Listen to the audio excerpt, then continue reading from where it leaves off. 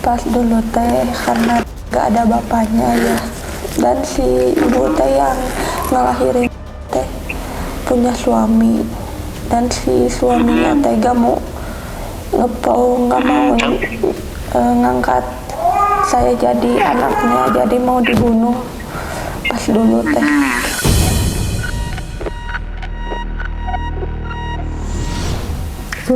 Terus waktu pas pertama kali dilakuin, diapain? Dipukul apa enggak? Atau diancam apa enggak? Enggak, belum diancam. Pas Belum, itu mau, pelecehan. Itu pelecehan atau pemerkosaan? Pemerkosaan.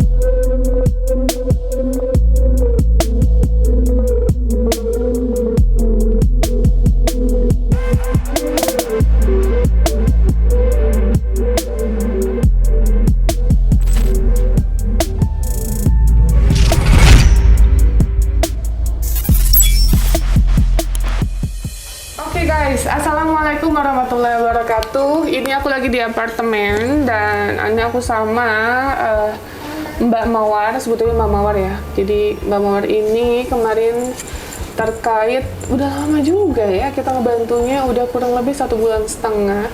Terkait kemarin ada laporan si Mbak Mawar ini katanya dilakukan tindakan yang tidak baik oleh Bapak tiri sekaligus suami dari Mbak Mawar ini. Ya.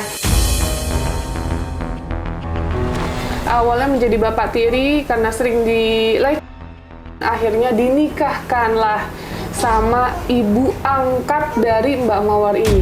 Agak complicated sih, tapi yang jelas aku merawat udah kurang lebih 1,5 bulan, hampir 2 bulan nih ya. Tapi proses hukumnya masih belum jalan, aku juga nggak tahu karena apa gitu. Tapi yang jelas kemarin salah satu temennya itu ngasih statement sama aku bahwa katanya pernyataan dari Mbak Mawar ini tidak sepenuhnya jujur atau tidak sesuai, katanya gitu ya.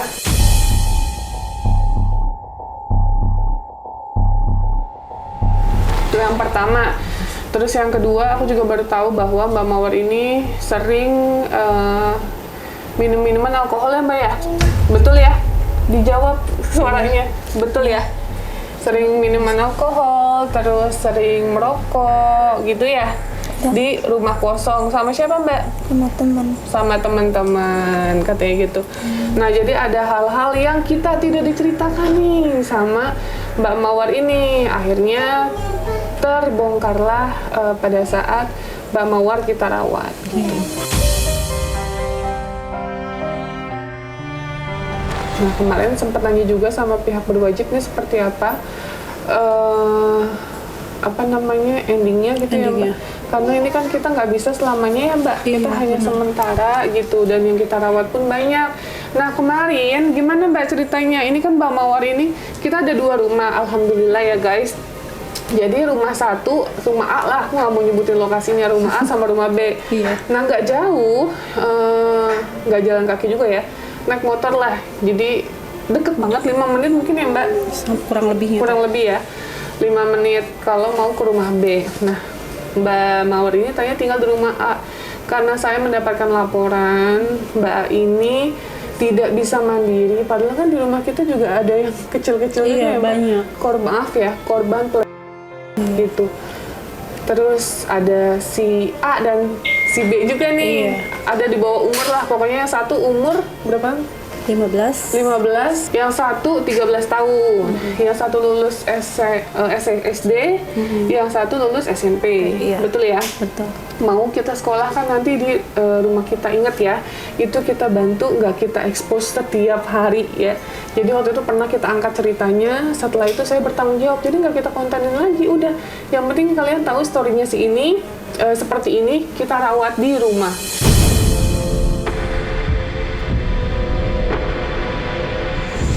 Jadi nanti insya Allah lulus SMA, dia bisa cari kerja, tugasnya udah selesai. Yang jelas saya mau sekolahin.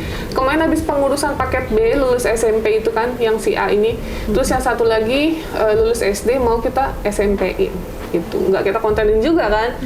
Tapi ada sesuatu yang saya ganjil sama Mbak.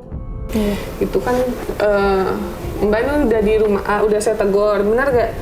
Mbak, tolong bantu-bantu. Bukan berarti bantu kerja yang berat-berat, enggak guys. ODGJ aja itu kita suruh buat mandiri, abis makan cuci piring sendiri. Wajar nggak? Wajar sih. Wajar. Terus kayak misalnya ODGJ abis bangun tidur rapihin kasur sendiri, kayak misalnya spraynya dirapihin, bantalnya dibersihin, apa namanya, digeprek-geprek itu debunya, buka jendela, itu buat aku hal yang wajar ya.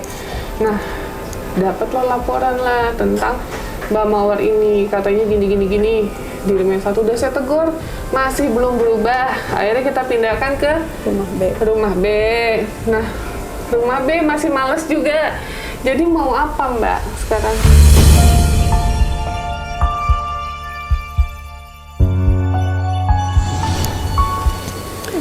Kemarin ditegur sama Mbak Rofiko untuk rapihin baju anaknya. Baju anaknya loh Mbak. Sekarang saya tanya, anak baju disiapin nggak Mbak? Dikasih nggak? Popok tinggal ngambil, minyak telon, makanan. Mbak makan masak nggak saya tanya? Nggak masak Mbak, tinggal makan. Mbak udah kayak nyonya. Mbak dibilang di bawah umur juga enggak, kok udah 15 mau 16. Buat saya udah dewasa gitu. Iya, masuk ke harusnya udah bisa memahami. 16 tahun udah dewasa buat saya, beda halnya 10 tahun nih, 9 tahun, oke lah. Gitu. Kenapa Mbak, saya tanya? Kayak, ya maafnya aja ya Teh ya, kayak model saya ataupun ada di rumah yang lain juga kan, kita cerewet bukan karena kita nggak suka, bukan karena kita bawel, kita cerewet juga demi kebaikannya dia. Betul, aku setuju kok.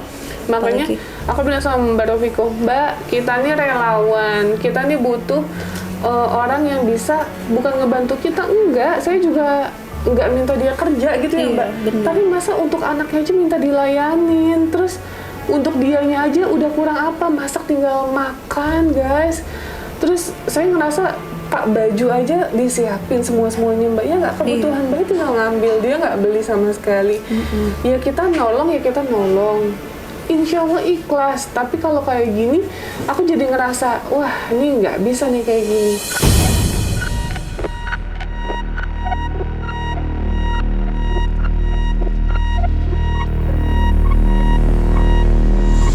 Boleh diceritain nggak sih Mbak, kenapa sih kayak gitu?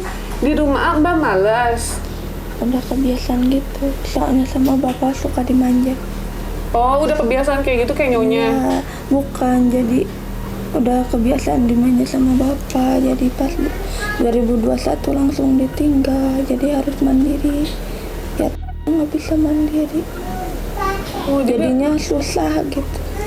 Pantes aku sampai mikirin, oh kemarin itu kan bapaknya sempat melakukan tindak kekerasan, tidak dibenarkan sih ya. Iya, tapi hal itu mungkin dipicu karena sifatnya dia juga gitu loh maksudku. Mbak sadar nggak sih Mbak?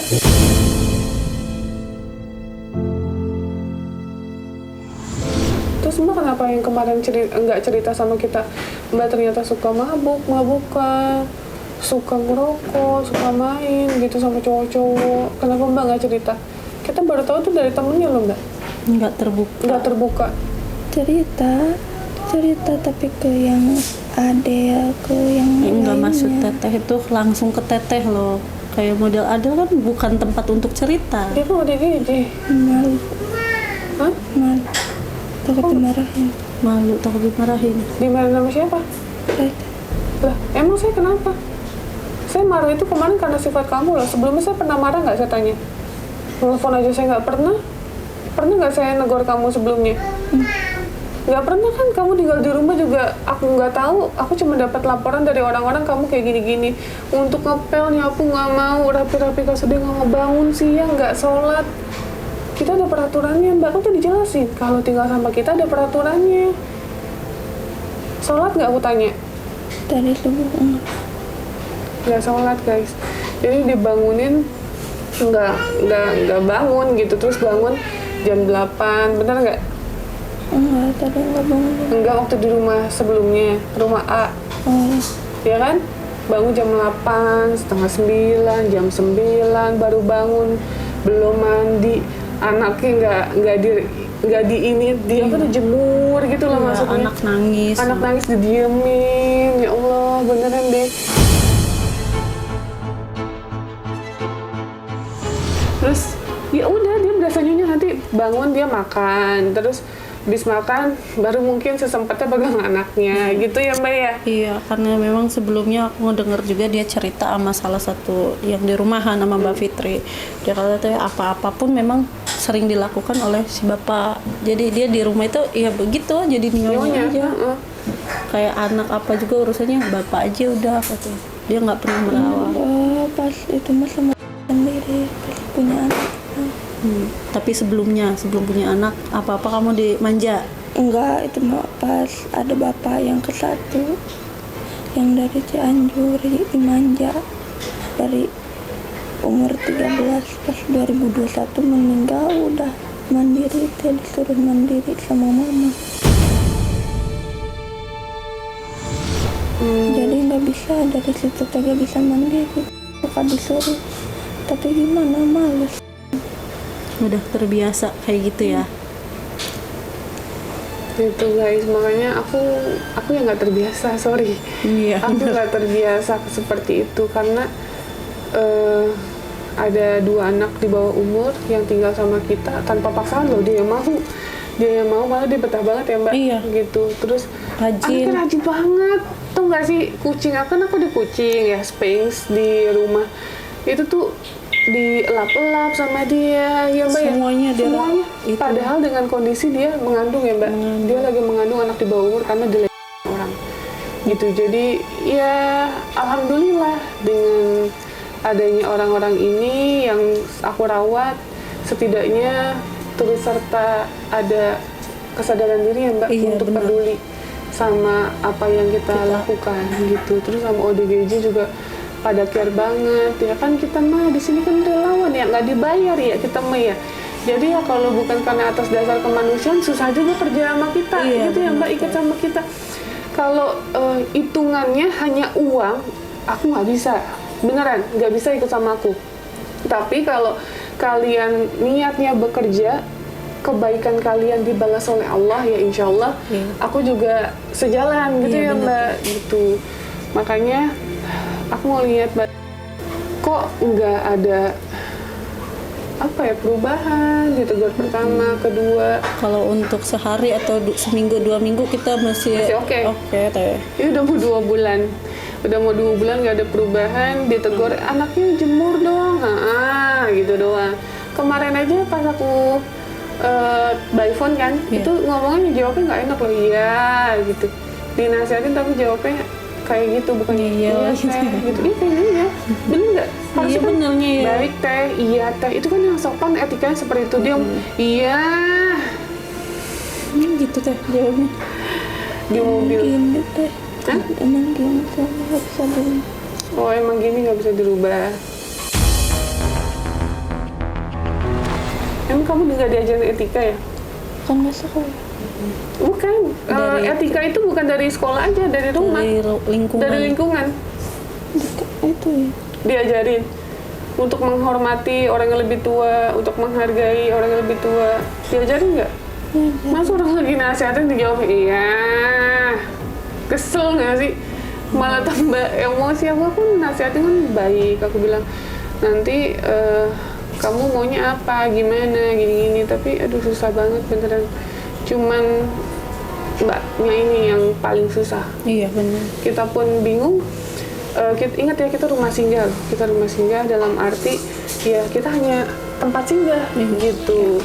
Beda halnya sama yang 2 itu. Kalau 2 itu emang benar-benar mau sekolah karena emang lulusan SD dan SMP. Iya, lulusan itu. Kalau yang 1 emang belum lulus SMP ya Mbak pada saat hamil ya. Iya belum. Tapi udah kita urus ijazah semuanya. Gitu, ikut paket B. Nah, terus kita kalau Mbak ini kan kita bingung, dia nggak sekolah dari SD, terus kita mau seperti apa Mbak? Nggak ada, apa sih maksudnya bingung ya? Startnya dari mana? Ya kecuali cuma untuk tempat sementara dia sampai bapaknya itu ditangkap gitu ya. Ya kan, tapi ini bapaknya nggak ditangkap-tangkap nih. Sampai sekarang masih berkeliaran. Masih berkeliaran. Terus ingat ya guys, paling parahnya lagi, ini keluarganya nggak ada itikat baik untuk datang ke sini. Udah saya telepon pihak dari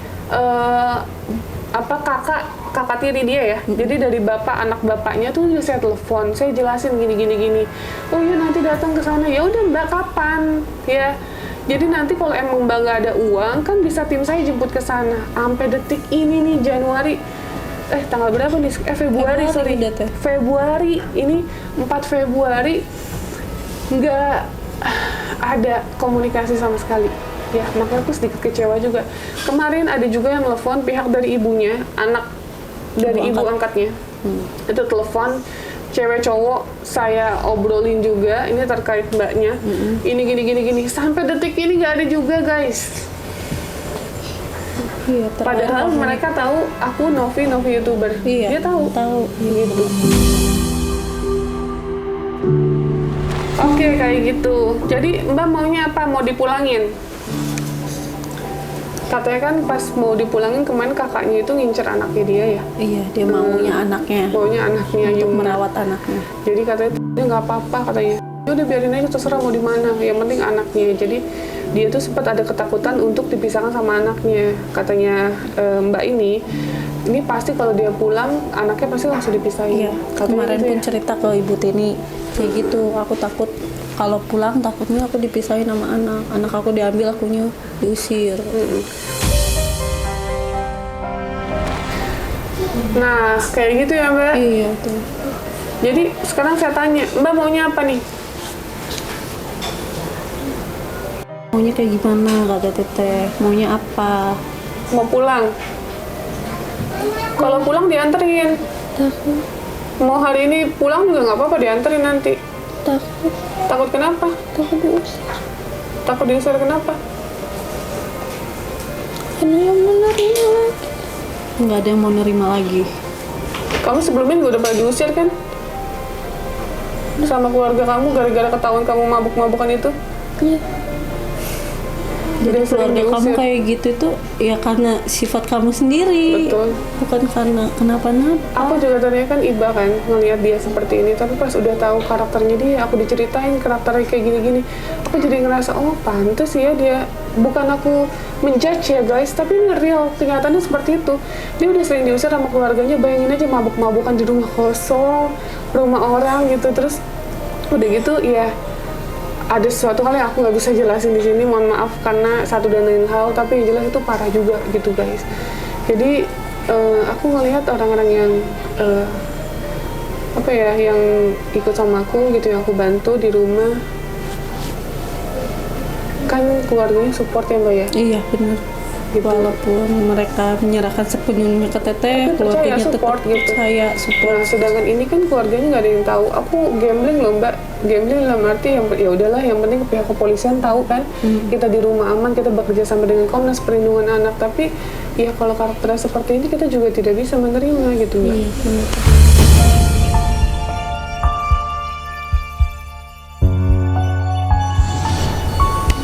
Ya, dengan karakter dia yang seperti ini, sekali lagi kita harus ambil sikap gitu Mbak. Mbak jadi maunya gimana? Mau pulang dikembalikan ke ibunya, nanti kita telepon ibunya? Nanti kan diusir lagi. Kata siapa diusir? Emang mau tahu dari mana diusir? Pasti kan udah nggak pedulinya kan sama Yuna. Kata siapa? Nggak ada yang sama. Ya kalau sikap kamu kayak gitu ya gimana mau sayang? Susah dirubah. Nah kamu juga sadar tapi kamu gak mau berubah. Seharusnya kalau kamu sadar seperti itu, harusnya kamu bisa merubahnya. Bisa berubah dong. Masa ditegur sama aku berkali-kali gak bisa berubah? Terus kemarin juga sebelum ditegur sama Teteh juga ditelepon sama Mami. Mami kebetulan udah tahu. Mami cerita. Ditegur sama Mami Popi, gak berubah ya Allah. Untuk dirinya aja dia sulit gitu loh. Iya. Maksudnya nggak untuk orang lain ya Mbak, ini konteksnya untuk dirinya dia aja sulit. Ya, nanti coba telepon aja ibunya. Kamu ngomong sama ibu kamu aja. Terus gimana kalau nggak mau? Hah? Mau di dinas sosial? Mau nggak di dinsos mana? Dia lokasinya Sukabumi ya? Sukabumi. Mau dinsos Sukabumi nggak? Takut nggak diterima. Hah? Takut nggak diterima? Enggak, Kalau nggak dinas bakal sosial mah nggak bakal ditolak. pasti diterima. Pasti Justru diterima. malahan sama anak kamunya di situ. Kalaupun nggak diambil sama keluarganya. Iya. Ya, kita hubungi dinas sosial ya. Dinas sosial Sukabumi. Biar kamu deket di sana Sukabumi, biar prosesnya juga cepet gitu Mbak. Sama proses semuanya. Biar didorong sama dinas sosial. Dekat sama keluarga, terus sama kasus kamu juga cepet terpecahin ya Teh ya. Kemarin pas aku telepon ibunya malah bingung, aku nggak gimana ya, tidak mendapatkan solusi lah. Cuma bilang iya nanti kita kesana, iya nanti kita usahakan kesana. Sama gitu. seperti awal aku hubungin gitu ya. Betul, padahal aku cuma minta ini gimana nih, ini nanti seperti apa nih, tapi tetap sulit. Jadi ya udahlah ya, itu aja. Nanti semoga kita bisa berkomunikasi dengan dinas sosial Sukabumi biar ini selesai kasusnya ya. Oke, itu aja guys. Terima kasih sekali lagi, dan aku mungkin nggak bisa nuntasin total untuk kasus ini karena yang seperti kalian lihat tidak bisa bekerja sama dengan baik. Terus banyak satu dan lain hal yang aku nggak bisa ceritain semua. Tapi yang jelas tadinya aku berniat untuk menyelesaikan ini kayak ketemu keluarganya gimana gitu sebelum ke yang lebih jauh gitu ya. Tapi kalau udah kayak gini susah juga. Karena dari pihak keluarganya juga Nggak sulit. kooperatif gitu. Ya mungkin proses akan jalan, tapi mungkin banyak kan tinggal di dinas sosial, itu aja sih yang paling poin utamanya. Oke, sekali lagi terima kasih banyak untuk kalian dan terus dukung. Semoga nanti kita diberikan jalan yang terbaik untuk kasus-kasus yang kita bantu atau kita tangani. Ya. Oke, terima kasih banyak sekali lagi. Assalamualaikum warahmatullahi wabarakatuh. Bye guys.